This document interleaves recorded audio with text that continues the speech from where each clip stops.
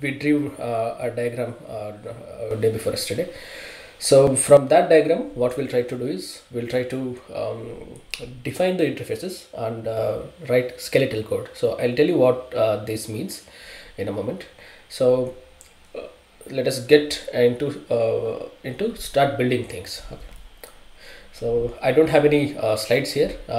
So what I'll do is I'll exit out of it and go to a drawing board, and let us discuss on that.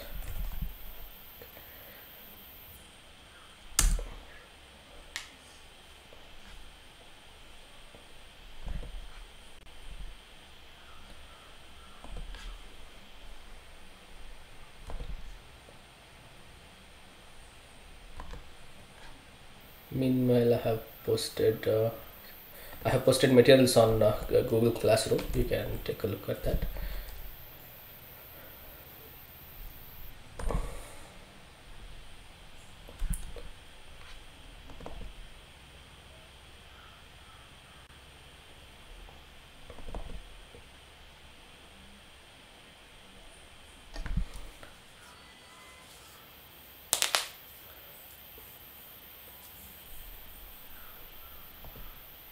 Okay, we have it here.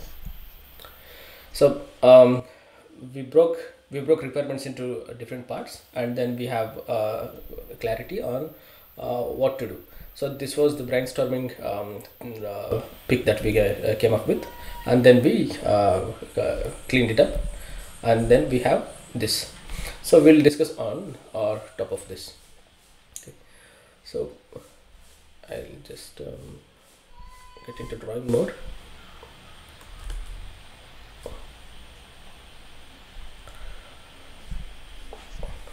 All right. So before trying to do the interfacing, so I'll just talk about what are interfaces and what is the significance of that, and what are all the ways to develop a software that is existing in the industry. Okay. So why do we need to write code starting from interfaces? Is that once we have a picture like this, and we need to connect the modules. In fact, there are two ways to develop this. One is bottom-up approach, and then top-down approach. So bottom-up approach is nothing but, so in fact what you try to do is you have an idea, and then you just build that idea. So idea one, and then what you do is you try to improvise on top of that. So what you do is you build one idea, and then you get one more idea, second idea, and then integrate these two, and then you get one more idea out of this, third idea, and then you integrate this, and then finally you have a product. So this is bottom-up approach. So this is when we try to do a POC, or when you do not have any future idea. For example, something like Facebook started from a basic idea with just as you scroll, you need to get the timeline. So that was the main big feature in Facebook, and then liking button and all these things were in the beginning. So how it was different from Orkut was it had an unending scrolling, and then there was also liking, and there is no dislike button. So that was the initial idea. So he took that idea and then he built it. And then today, if you see after like 10-15 years, you see that there are a lot of features now today. So it can recognize your faces, it can suggest your friends, it can do a lot of things. So those ideas are built one by one, and then it is integrated to it is continuously integrated into a product. So this kind of approach is good when you have your own idea and you're trying to implement it. So bottom approach is a bottom-up approach. There is no other way other than to follow the bottom approach when you have your own idea. But when you get a requirement from a customer, so there is you cannot build from a bottom up. That is because all the components already, and then you need to connect that. So in the bottom up approach, what you try to do is you always assume that there are always going to be features. So one thing that in software industry is that there is no situation where we do not have enough requirements. So maybe product goes out of life cycle, but there are still ideas on that particular product, and then those features are integrated to the existing product and things like that. So there are always going to be requirements. So in order to make sure that the code that we write is extensible, second thing is maintainable, and then in some cases it could be scalable in the sense, for example, if you have say 100 users today, for example, you build a website to just for registrations. Say you sell it to a college, and that college tries to get registration using that website, and it becomes a hit, and by word of mouth, so a lot of people try to use your software, so you get a lot of attention, and then maybe you sell it to 100 colleges. Now you have more than initially you had 100 students registering you into your software. So multiply that by 100 colleges, now you get about 10,000, and if it grows big, it may reach lakhs together and crores together. So when you try to build such a system, this is called a scalability. That means initially it was supporting 100, now I can support 1000, and now I can 1000 lakhs, and maybe crores in terms of say Facebook and Google. For example, we are using Google Meet. So every day there are about at least 5 to 10 millions of people who use this on a day-to-day basis.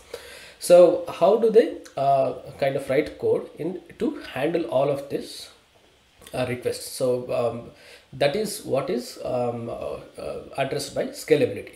So if you have a simple single database, the database in the background, and then you have a front end, and then if it communicates to database. So if you have 100 people, you won't realize it. So database is capable of handling 100 students. But imagine 1 lakh students are trying to register to your system, and obviously the system goes down. So because of the load, CPU cannot handle it, and a system will go down. Maybe there is a database crash or GUI crash, whatever it is, whatever you have hosted from your server, it will obviously go down because of the computational constraint. So that is why you see that if you go to BESCOM website or any government websites, some of them are really good for example passport websites and UID website or other websites. These are very good because that is built by contractors like Infosys and Wipro and such companies, big companies. So they have enough knowledge about scalability, and they have taken things into account: extensibility, maintainability, scalability. For example, if the government itself has built, maybe 1 or 2 people or a few interns have developed it. So you can in fact you can recognize that such kind of website, and then you see that okay, your bill is not getting paid, the website is stuck, and a lot of other problems. So it gets annoying. So that is because of the scalability problem. That means maybe they have only one system, people are trying to log in. So recently I had gone to register my daughter's birth certificate. So system was hanging continuously, and it was getting rebooted. So that is one of the examples. So that is how and then if you go to passport website, it doesn't matter how much load it gets, it will handle. And one of the other examples that in last couple of months is your ITR returns. So that that income tax department's website, so that is highly scalable. So you won't realize there is a lag in the system. So a few years back, if you have tried to log into income tax website, and then you try to do the ITR returns and stuff like that, so it used to hang, and it used to get you logged out and things like that. The same is the case for the railways. So if you imagine 10 years back, if you had to log in and get a ticket, it used to be so much of a mess. So that is why there were a lot of shops which used to do this in a bulk, and then again they will resell that ticket to you. So such business have come down. That is because the scalability of the railway ticketing system has improved. Now you don't see the lag. Now it's a lot better than what it used to be 10 years back. So these are the examples that you should think in the mind, that when you now as a programmer, when you think, whenever you click on a website, or when you try to register or you do something, you should always try to imagine what is it in the background. So if something is lagging, maybe you imagine that, okay, the server is going down, maybe it is a network issue, maybe it is a server issue. And especially if if everyone is trying to do, say if you're applying leave on your portal for Diwali, or doing something on your local office website, so it may get hung up. So you should imagine that, okay, these are all the problems, and this is the scalability problem. So that is about scalability. So why we need to know about all these things is that whenever we design something, we should be knowing what is my load, and how much load I can support, and for in future there could be more load. In order to do that, how should I write the code, and before writing the code, how should I design it? So that is about scalability. So talking about maintainability is nothing but, so I was telling in the other session, so it's like except the code, everything else is changing around it. For example, one thing that is changing always is that the software libraries and the hardware that is supporting the software, the code. So that is always changing, and then people who write code, they're always changing, and people who manage that code, and then the customer support, all the things that are around software is always changing. So only thing that is not changing, or the core part of it, is your code. So in order to make sure that even with so much of dynamics around it, how do we make sure that it is maintainable? That means if I write code, I should make sure that the person who is coming next should be able to read it and easily try to understand it. Because if you see some kind of complex logic, it doesn't it is smart. We think that it is very smart to write everything in a single line and in a complicated way, but that is not the intention of writing code. So writing code is to get the work done, and then we need to write it in a fashion that it is readable, and whenever we try to make change, the other things should not get affected. So maintainability aspect tries to address two things. One is regression, and then regression in the sense, I was telling in the previous class, regression is nothing but the features that are already built. For example, in Facebook, I was talking about this example. So they had like, and maybe that field. So this was the only feature. For example, they built something like artificial intelligence here for ads, and then it will tell you what kind of ads based on your interest. So whatever you like and see, and all these things are known by Facebook, and they try to give a feature which it gives some kind of personalized ads. Okay. And then using that, this Facebook is built here. Say for example, if it is not maintainable, what could happen is the like and the feed system could go down. So we must make sure that these two existing features do not go down, and then this feature also should be supported. So that is our intention. So the regression should not be broken, and easily I must be able to plug in a feature. Okay. So that kind of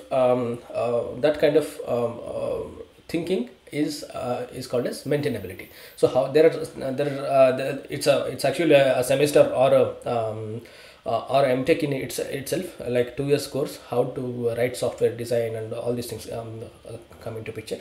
But the basic idea is this. So it should not break the regression, and then the feature insertion should be seamless. So that is second uh, the second intention. So I think, yeah, extension also comes into the feature insertion. Okay, so you extend kind of features. Okay, so these are all the aspects that we need to keep in mind while writing software. So coming back to writing interfaces, so why do we need to write interfaces? So okay, I understood about maintainability and scalability and extensibility. So how do I make sure that this is satisfied? So one of the proven ways, or one of the ways that we do in the industry is that, there are several rules to build software. So one of the rules is build to interfaces. So it makes sure that, so when we try to build to interfaces, so this is a programming or a design recommendation. So first we need to write interfaces. So why do we need write to interfaces first, and why shouldn't we write the code and then expose the interface? So that is because you can change the technology that is underlying under a certain a particular component. For example, in the news, so if we are trying to extract news out of a website, so underlying technology could be you are using certain libraries, say Beautiful Soup, say a library, so Beautiful Soup, and then tomorrow somebody suggests that, okay, Beautiful Soup is slow and it has some problems, maintenance problems, and this is not supported anymore. So you can change this to something like there is a framework called as maybe Scrapy. So this is much better than Beautiful Soup because it has it writes automatic code for a lot of things. So now we have changed our core libraries, and then what we're trying to do is we must make sure that all the regression features are not broken. So if you have interfaces already defined, you can just call those interfaces, say interface I, and then you can simply make sure that the input that is sent to interface and then the output that you're expecting remains constant. So that is the reason that we need to build to interfaces. So and then you can expose this interface to any other components. For example, today maybe we are just exposing these to reports, and tomorrow maybe that same interface can be used to with some other software. So what you can do is you can simply plug out this and release as a library, and then use it in another project. So now you have reusability of code. So all the libraries that we are trying to import it, so all these have followed the interfacing. So even if you use so even if the logic changes inside the library, the interfaces won't change. For example, we had RE as one of the libraries. So RE dot find all, maybe they have changed the algorithm, but this interface or the function name won't change. So that is to make sure that the existing things does not get broken. Okay, so that is why we need to build to interfaces. Okay, so any questions in your mind, please ask. This is about interfaces. Okay, so so let us try to start building the interfaces between these components. Okay. So from input, what I was trying to do is I was trying to send inputs to report. So let us try to write some basic functions, and then we'll try to connect it. Okay. So let us try to build this reports send mail, and then news was to be sent to reports. Okay. and this aggregates it. Okay. So let us try to define interface between input and the reports. So if you have a model called as input, and finally you are going to call a function from reports that is exposed in the input. Okay, so let me call as since we are getting input from JSON API, let me call something like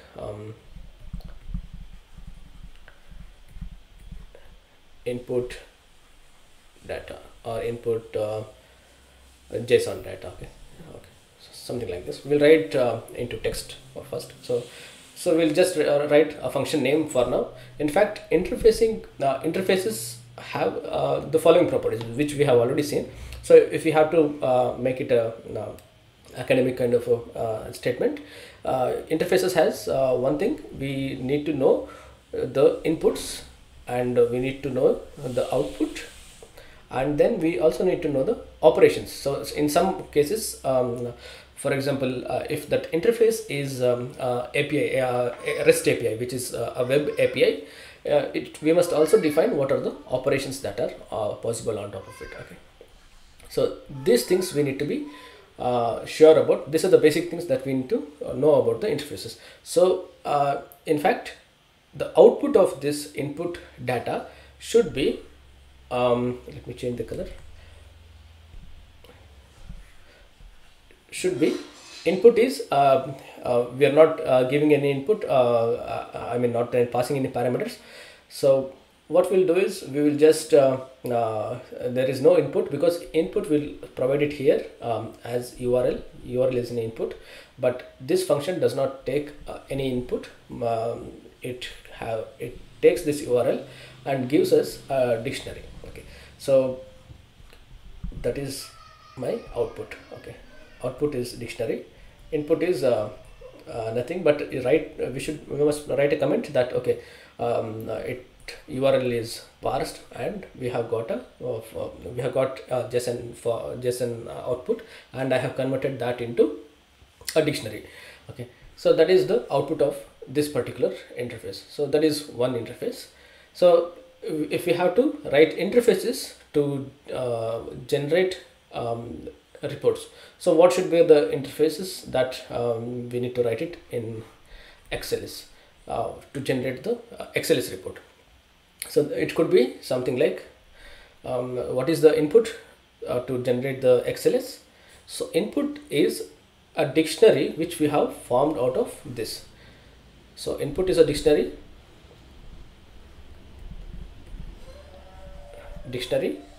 and output is we are not returning anything, but we are trying to generate an Excel sheet. Okay, maybe we return true or false based on for error handling purposes, but what it does is it generates XLS.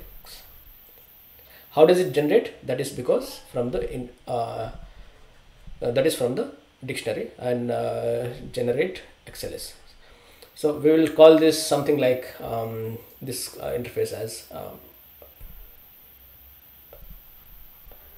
generate XLS. Okay, so we have a second interface here, first interface here, and this should be called in the reports module itself. So it is existing in the report module, and we will call that in report module. And and one more interface that is inside reports is user specific reports. So this also takes input as a dictionary, and then it also takes input from one more module which is missing here, right? That is subscription module. So we take subscription, and we input is subscription plus the dictionary, and we write an interface for this. So what is the interface? So something like let me name it as generate user report, something like that. We'll write it in text pad, so don't worry about this mess. Generate report. So we have third interface which will be called inside reports. So now we are just trying to find out what are the interfaces. Now we are now it looks simple because we can imagine these things. For example, XLS, you can imagine that, okay, but the okay XLS I'm generating. But in software industry, or the projects that you are working is, sometimes you cannot imagine things. For example, you are sending packet into a TCP packet into a module, and it is difficult to imagine what is the complete picture of TCP packets. Maybe IP address and all this TTL, all these things are there inside the packet, but how to change its header and send it to above layer, maybe to HTTP layer or layer 4, whatever it is. So it is difficult to imagine. So that is why it is important to write the interface. What is the input and what is the expected output, and what is the function name. So maybe you change the logic, so that should not affect this interface. So that is the exercise that we are trying to do. So third interface we have defined, and we are not getting into the logic. So third interface is done, and next interface is about getting the news. So news is something which we get from external input, that is news website, and we are going to extract news out of it, headlines. So this also should be sent to report. The reason is that we should not be sending multiple mails in the end. So say for example, if you're trying to extract from Deccan Herald, if you're trying to extract from Hindu, and if you try to directly plug into mail, what happens is, for every web scraping, so you will be sending multiple mails. So we discussed that about designing or breaking the components into different parts. So these are the problems. So now we need to kind of write an interface that will be used inside reports, a function. So that we can define simply as say get underscore news. Okay, so this looks very simple now. So the get news, if you call that in reports, you get all the news that is that you have programmed in the background. So it doesn't matter what technologies that you are using. So this is third interface, and this is one more interface. So let me just mark it down.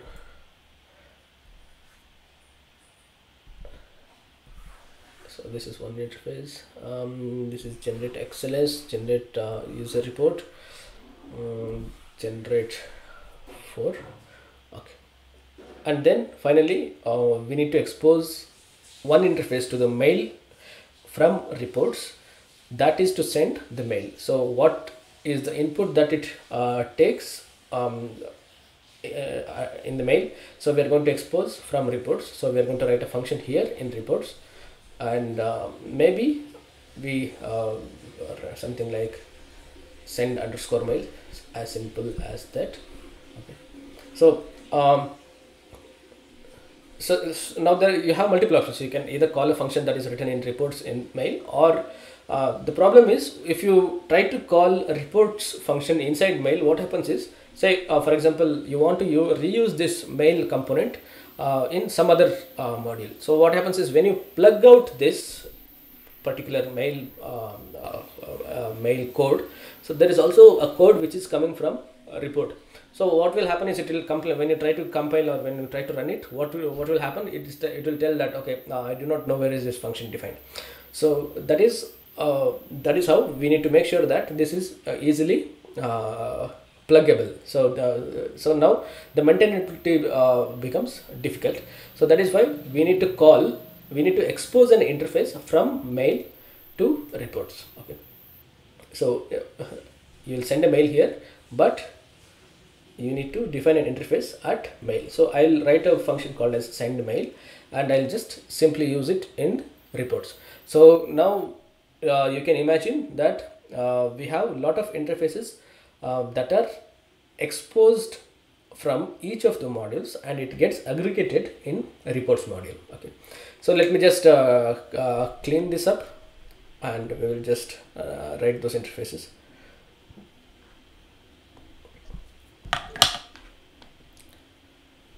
I'll just save it so that you know what we are doing.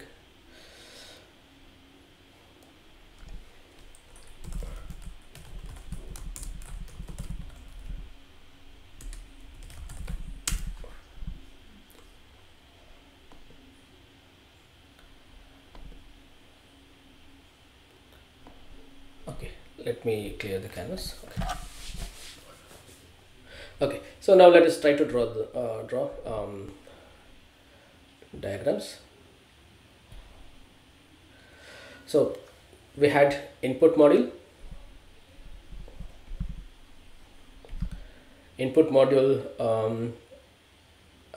and then we have mail, and then we have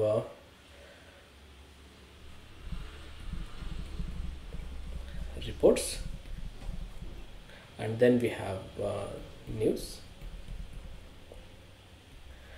and we have one more thing, that is subscription data. Okay, these are the modules that we just discussed, and let me just try to draw boxes.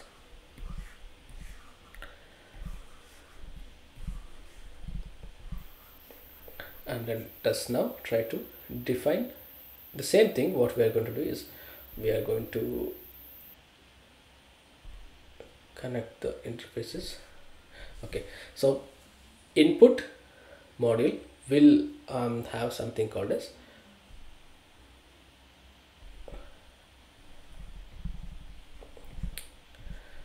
something like as get input data. Okay, so this is that line connecting to this. So this is defined here, and then in reports, so let us come to mail before that. So the function that we wrote inside mail was simply send underscore mail. Okay, so that is defined here, and then at subscriber module, maybe input was dictionary, and output was that particular subscriber and the states, that is hint stated. So what I'll do is get subscriber data. Okay, so that is the interface that is defined here, and then at news I will have an interface called as where do I write this? Okay, get underscore news. Okay, so these are the interfaces. These are the interfaces from the external modules. So there are two more interfaces which will be called inside reports itself. So those were, one was for generating XLS, so that was something like generate XLS and generate user report. Okay, so these are the two functions which were defined here. Okay, let me just try to connect it. So these are the interfaces. So the interfaces are nothing but in our module level, so they are just the function names. So why it is called as interfaces, why it is not called as simply functions? So the problem now we need to understand is so how do processes or how do modules communicate? Let me just come to that. Let me just try to finish the diagram and come to the process communication. News, and then subscription data is again connected here, and then send mail. Okay, so input, so these are our inputs. So outgoing is only mail, so mail gets sent. This is the mail, and this is a JSON, and this could be from external input, maybe HTML or some text. Okay, so this is what the outcome of our entire interface definition exercise. Okay, let me print it here. So any questions at this point? So let me get into what is why we call that as interface, why do not we call as functions. Okay. So any questions at this point of time? So is the breaking and is the interface connecting clear to you? If you have any questions, please ask.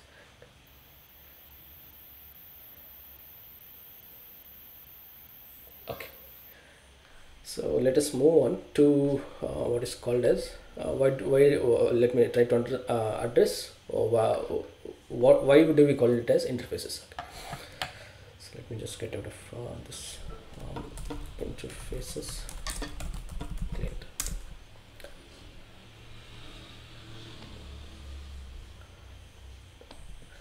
Clear canvas. Okay. So why do we call this as interface? Why don't we call this as functions? Okay. So reason is simple. So when we have a single system like this, we have a keyboard, and we know that in the PC we have RAM. So all the processes will be running inside the RAM. So you have a single system.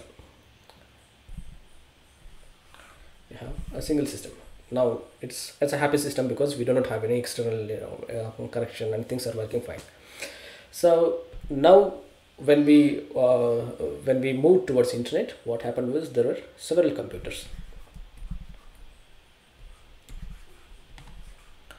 So all these computers were somehow connected to internet. Okay. And then somehow communicating it. Now there are like billions of devices on the internet. Now if you want to say, for example, in our single system, if we have a process, so we have a single process, let us forget about operating system or whatever it is. If you have a single process and if you write functions around it, so it is just a function call. Okay. So which interfaces between the modules. So you have module A, if you have module B, so it will get called. So this interface is nothing but a simple function call if you write into simple functions. Say for example, when you have one more process in the same thing. So if you have a process, say second process, so this was first process. So in order to communicate between these two processes, when we have multiple processes, who is managing it? It is managed by operating system.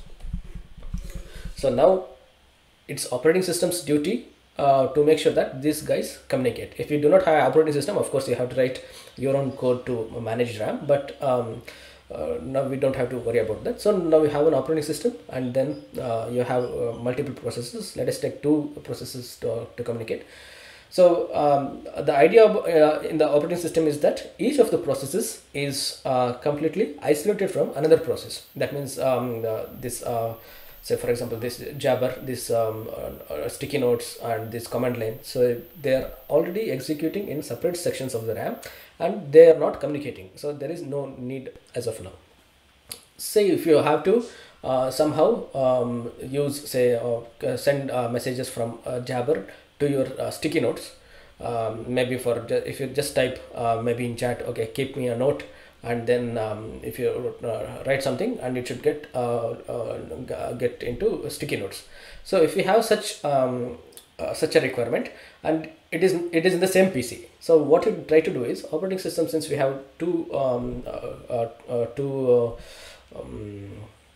processes now, what you do is separate processes, you try to carve out a section in RAM saying that okay, this is a shared memory. Now you can use this memory, both of you, so you can write it to this and you can read from this.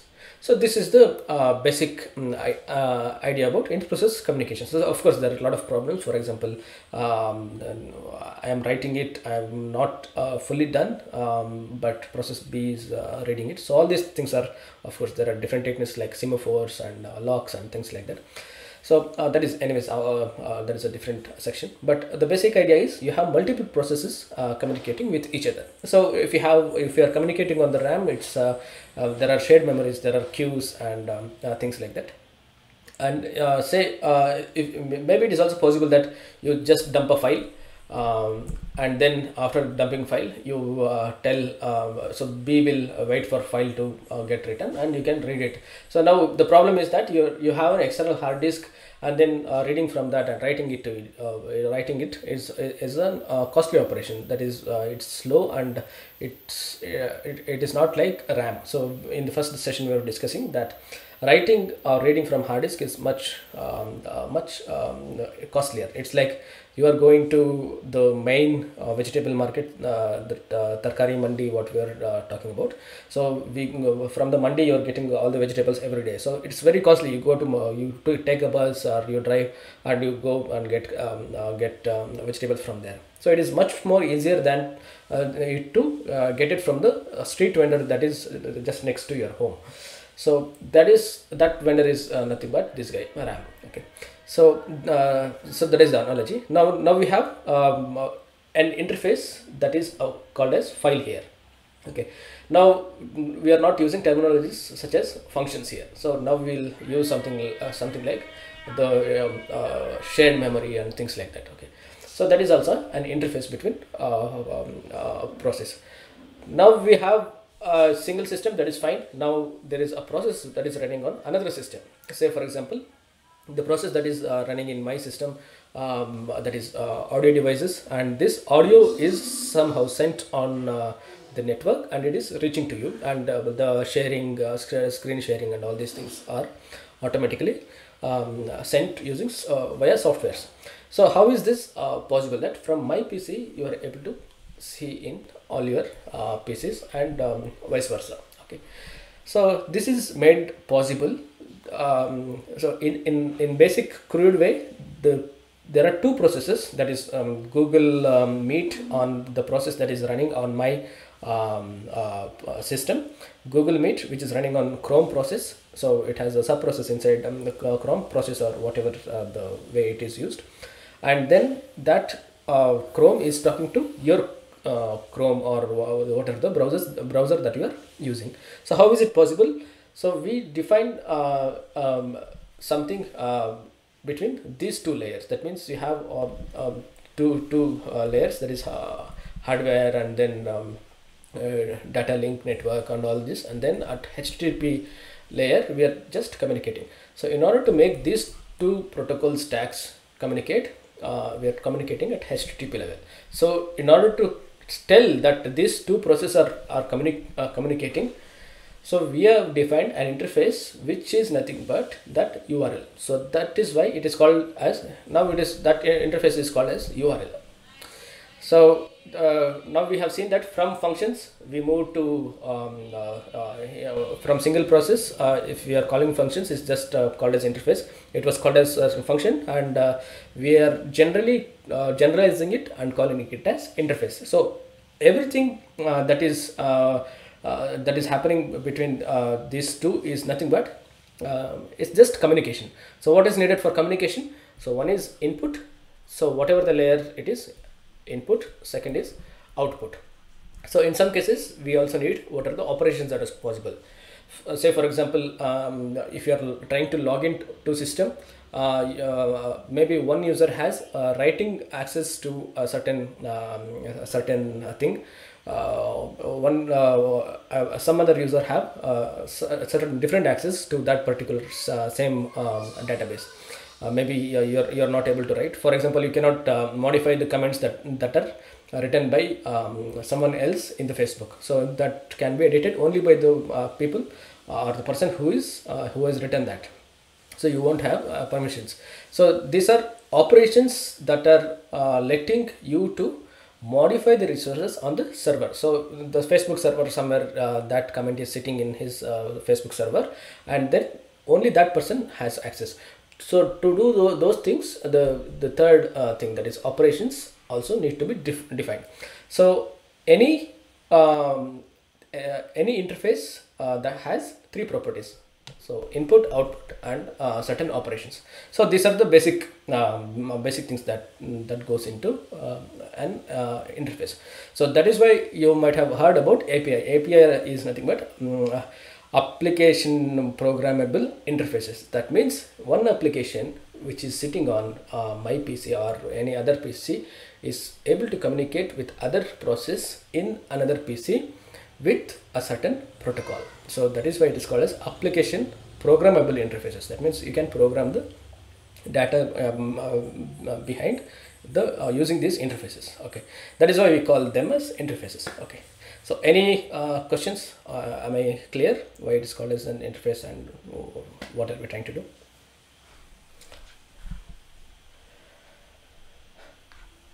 Okay, let us, okay, we have 10 more minutes. What we'll do is we'll just open a notepad or a text. We're going to just define interfaces. So I'm going to make a folder called as project. In this folder, I'm going to simply create a text file. This is .txt. This is just for our discussion. So whatever we have discussed on the diagram,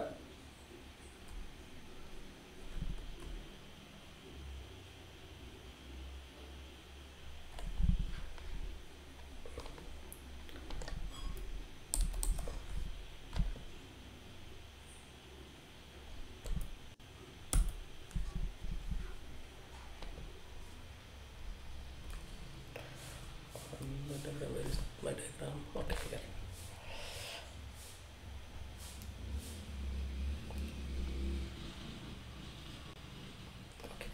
Okay, this was the diagram that we discussed. So these are the, what we'll try to do is, now we have a mental picture and also slightly better idea about code. Slightly better is because we have just defined the interfaces which are in our in our program. They are functions. Okay, so if we have to define design multi-host software, that means if your software is working on multiple devices, then you have to maybe these interfaces we have to keep it in HTTP interfaces. So that, just keep that in mind. Okay, so let me get into interfaces text. So let me just quickly write this module names. Okay, first module is input, and second module is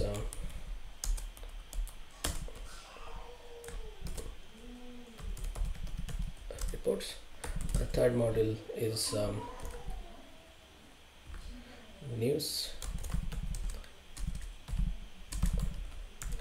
Fourth module is subscription data, and then fifth module is mail. Okay, so what are the interfaces that in the input module that input exposes is get input data. Okay, of course you can change the names later.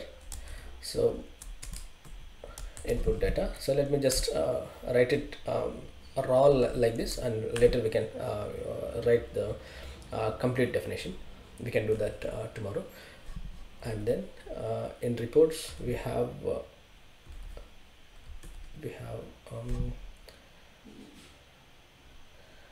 get subscription data, and okay,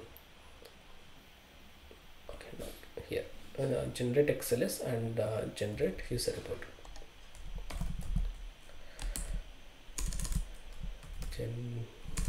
Generate XLS or XLX report, whatever. So report and generate user report, and then in news, what I will have, get news. This is the interface that news will expose. At subscribe data, we will have something like get subscribe data, subs data, and here what it exposes is send mail. Okay, so this is is what we have done so far. Very simple. Okay, so what we are going to do is we are going to of course you can create folders here. Start creating these 1 2 3 4 5 folders, and then start writing some basic file names. Okay, so I'll do that on command line because it's faster.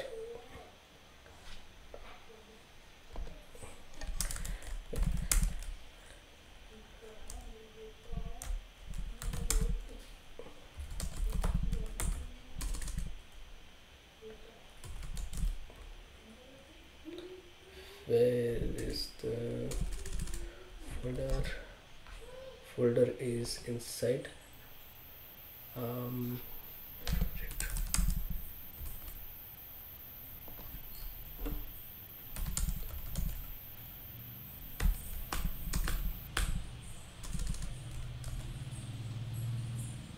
okay, step back. Okay, so what I'm going to do is I'm going to create 4 folders. Make dir. So what are the folders? So input, mail, news, reports, and subscription. Okay, now what are we trying to do is nothing but what we studied in previous class about, if you remember, about packages. We did something like this.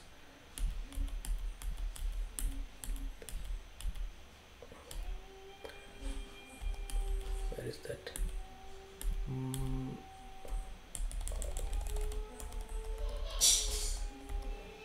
Exception handling, regular expressions. Here, yeah. So this is what we studied. So now we had only few things. So report and API. So there was a test folder as well. So we are going to create more folders. What are these? These are nothing but modules. So these are modules and these are packages. Of course, we can call it as modules as well until we make it as package. So I'm going to create folders. So one is input folder, and then next one was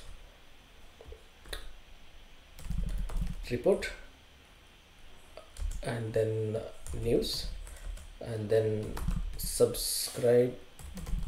So I'm just going to do 4 folders, and then what else? Report, subscriber, news, input.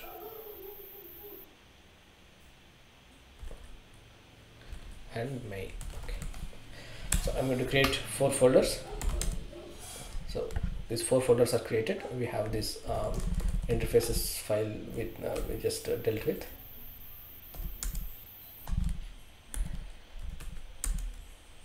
Okay, this is the file that we wrote. If you do not know about command line Linux, don't worry. So we're just creating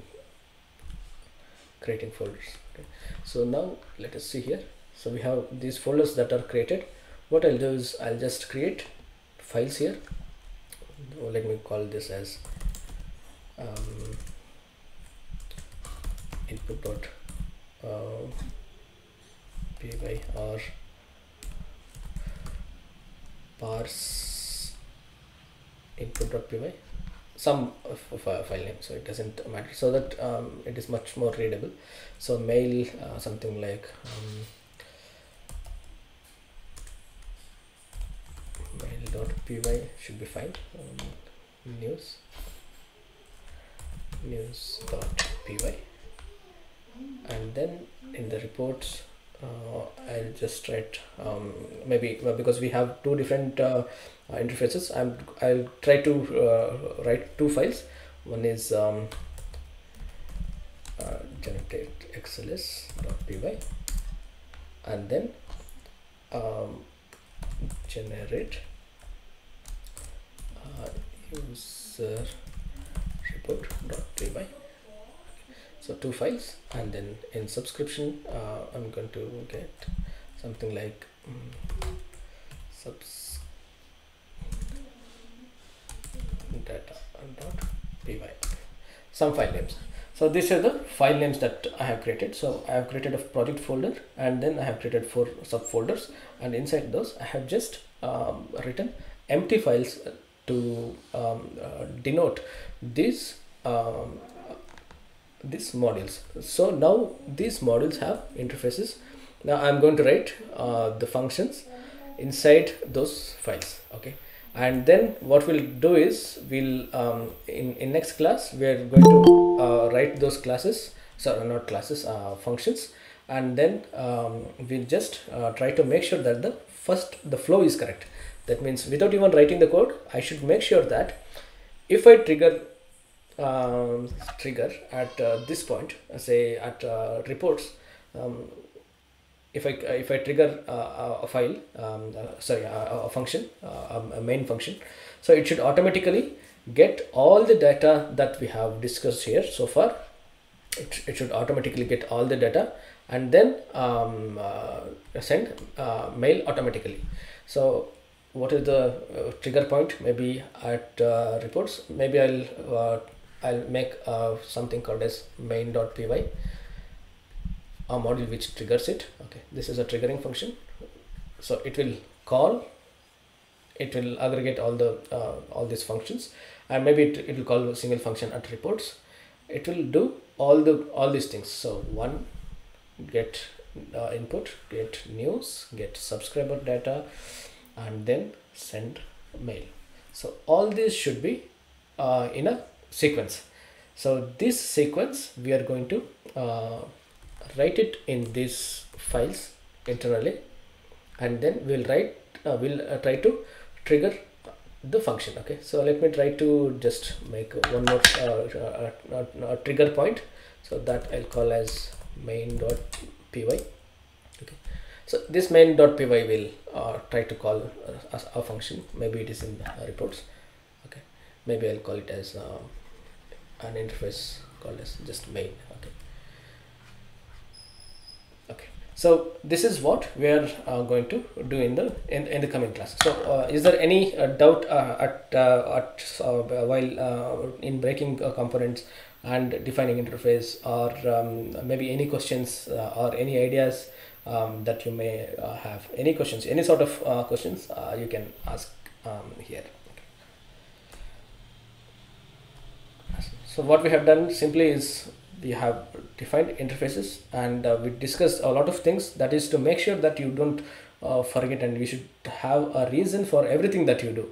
So if you are writing a function, what is that function, and why are we trying to call it as an interface? What are the input that it gets, and what is the output that should be? All these things should be defined before.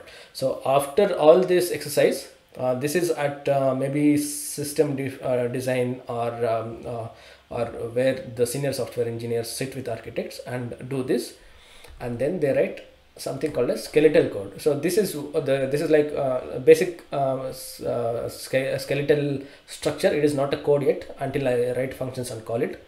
So once I write the skeletal code, now it is I can distribute work to the team. So I can say that, okay, guys, people who are experts in this input module, please work on this. So this has this is interfaces, and then you write your own code. So what is the job of an architect at this point of time? He'll just define these interfaces, and he will set the expectations. Okay, this is the input and this is the output that I do. So it looks like very simple job. So the problem happens, or the problem when we have something, when it is broken. Say we are changing a technology at news.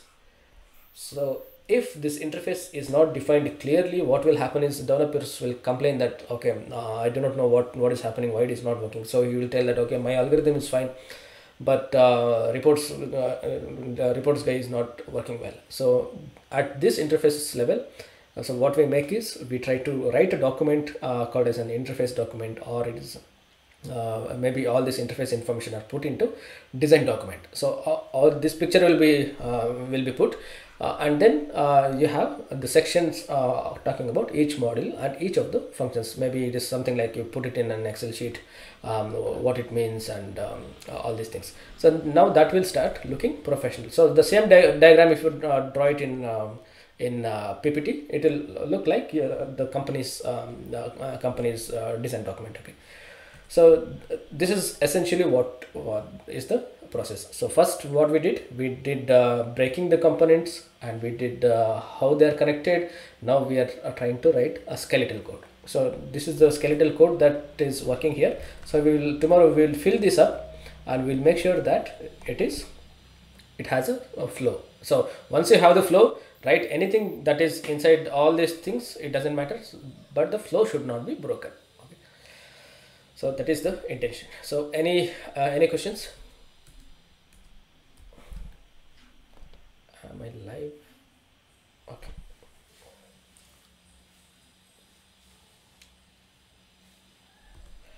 Okay. So that's all I had to discuss and talk about.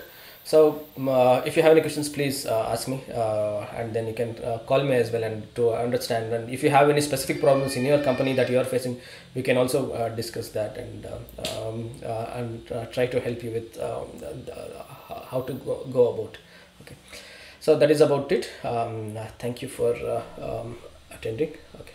Let me